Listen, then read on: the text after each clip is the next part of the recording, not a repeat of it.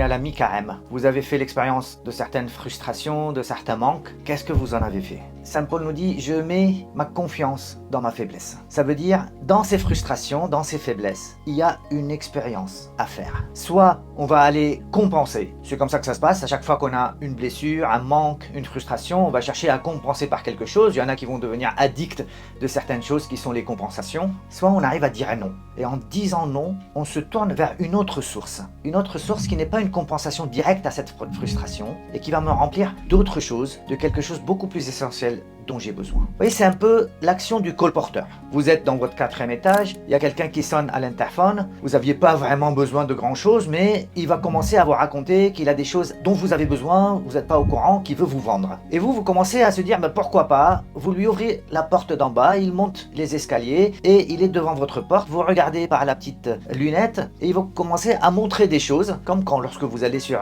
Amazon ou Temu, vous allez voir des choses, vous n'aviez pas vraiment besoin, mais ça va commencer à créer des besoins chez vous. Si vous ouvrez la porte un petit peu pour voir un peu qu'est-ce qu'il a, il va mettre le pied devant la porte et vous ne pouvez plus la fermer. Il va commencer à vous faire entrer avec sa main des choses qui vont vous sembler intéressantes. C'est ce qu'on appelle la tentation. Et à la fin, vous ouvrez la porte, il rentre chez vous. Il ne sortira pas si vous n'avez pas acheté. Vous voyez, les frustrations, dès que ça arrive, si on ouvre la porte, si on le laisse monter l'escalier, c'est déjà trop tard. Il faudrait lutter dès le début. Il faut fermer la porte au manque. Il faut fermer la porte à la frustration, lui dire j'ai besoin de rien et me tourner vers la source pour recevoir tout ce dont j'ai besoin.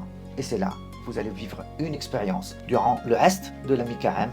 Faisons ce test et recevons de Dieu la compensation, non pas celle que moi j'attends, mais que lui veut me donner. Que Dieu vous bénisse.